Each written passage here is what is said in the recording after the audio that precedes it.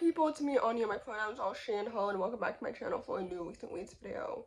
So, if I'm being completely honest with you, I've decided to take a break from booktube just because, like, I'm tired and angry and frustrated of being in a space where I don't feel wanted or appreciated or frankly respected.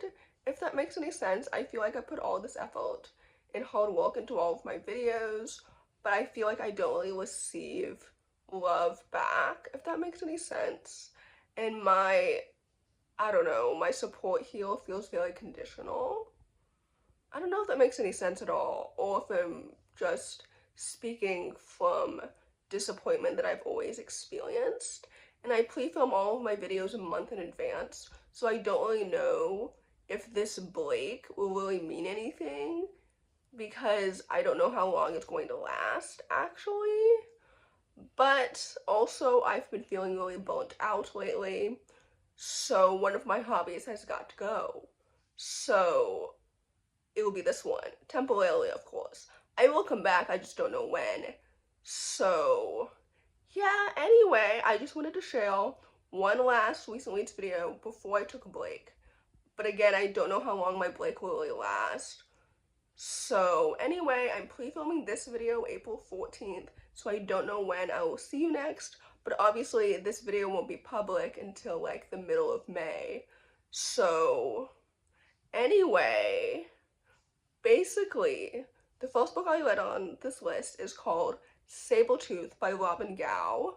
This book was one of my most anticipated 2026 new releases, I think, and I was so excited for it. It's a middle grade contemporary following a transgender autistic main character. And Robin has become one of my favorite authors over the years, and I love them politically as well as a writer, and I'm so excited to read this book. But unfortunately, I didn't really like it that much. It centered on a main character's like anger issues and how it manifested on him accidentally uncovering a saber-tooth and like letting it release into the world. And at first I couldn't tell if the saber-toothed tiger was supposed to be allegorical or literal until it like actually happened, if that makes any sense. But also, like, okay, I enjoyed his friendships and I thought that those were cool and well developed, and I obviously loved the autism representation and the transgender representation, and I incorrectly assumed that his queerness or his disabilities would be the focus of this book, but his anger issues are, which is understandable given his relationship with his brother and his brother's history of these anger issues too. But I also thought there would be more closure from his parents, who didn't really address like what was happening with their children, like individually, but also like how it affected their dynamic as siblings. I felt like there was no closure there at all, and they didn't really know what was happening.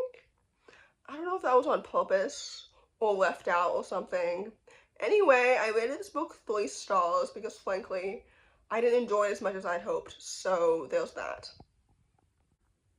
The next book on this list is called When You're Brave Enough. This book is a middle grade contemporary following a Jewish lesbian main character who is navigating like her bat mitzvah and discovering her own queerness and moving to a new town with all of these traditions that some of them she thinks are a little bit silly, or she will discover that. Anyway, I thought this book was really, really good and totally awesome because I loved the portrayal of queerness and the portrayal of like theater communities and her friendships and her family dynamics, especially her relationship with her sister, felt so wholesome and so authentic.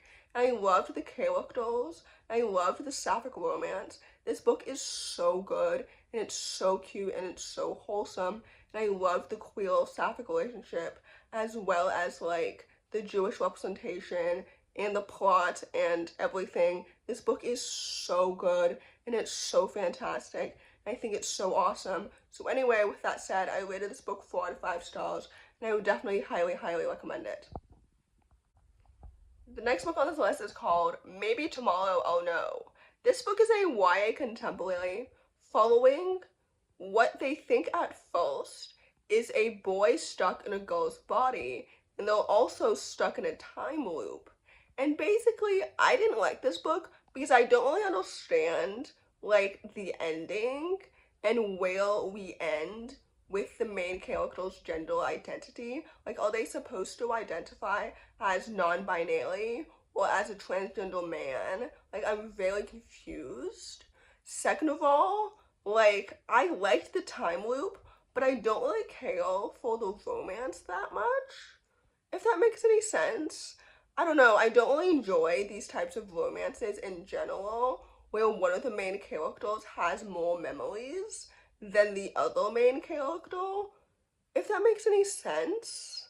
I don't know if it does, but anyway, I liked the plot and it kept me intrigued as to how like the time loop was going to end, because eventually it would. Like, I've read multiple time loop stories before. Eventually the main characters get out of this time loop.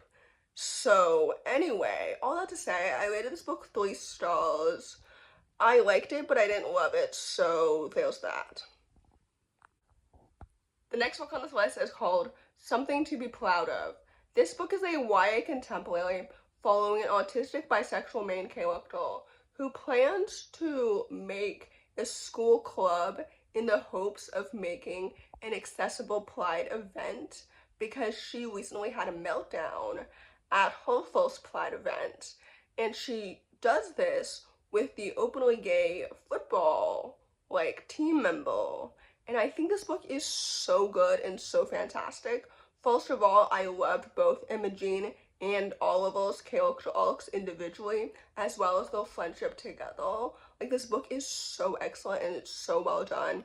And I loved the intersectionality of queerness and autism specifically, but disability in general. As an autistic person myself, like, I love reading books about characters who are autistic too, because it makes me feel so seen and so heard and so valued.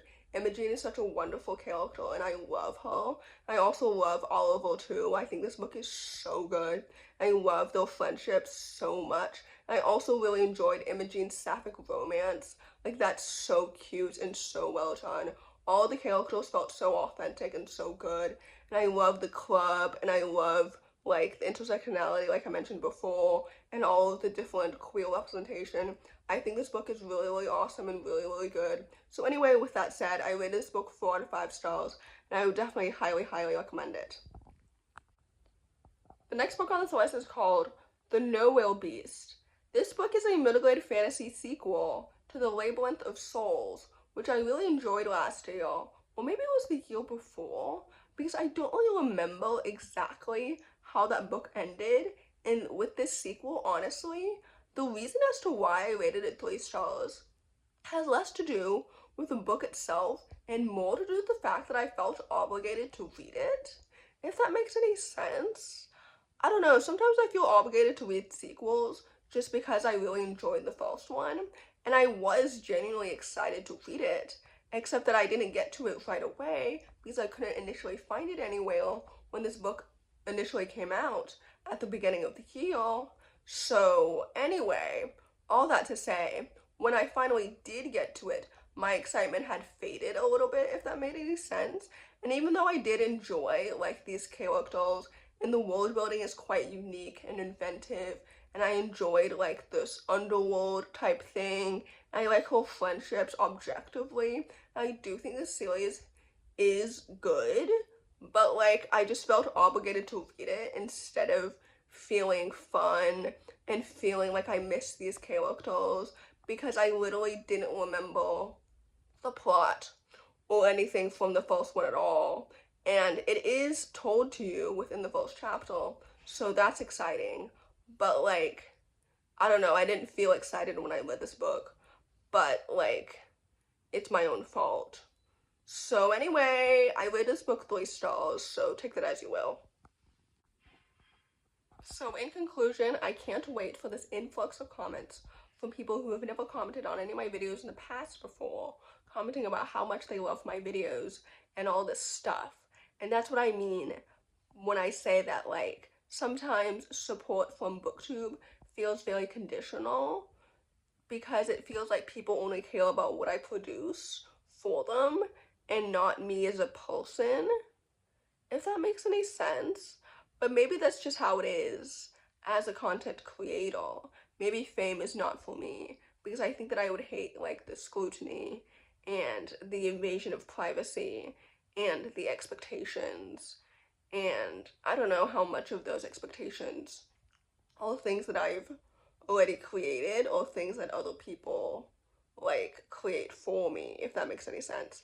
Anyway, all that to say, I'm going to enjoy this break. I don't know how long it's going to be, so I don't know when you're gonna see me next. Again, I pre-film all of my videos a month in advance, so maybe all of this won't feel like a break for you at all. So anyway, I'll see you soon, I guess. In conclusion, if you enjoy this video, please don't hesitate to give it a big thumbs up. Comment down below the butterfly emoji if you made it all the way to the end of the video. Thanks for watching. Subscribe to my channel if you're new, and I'll see you in my next video.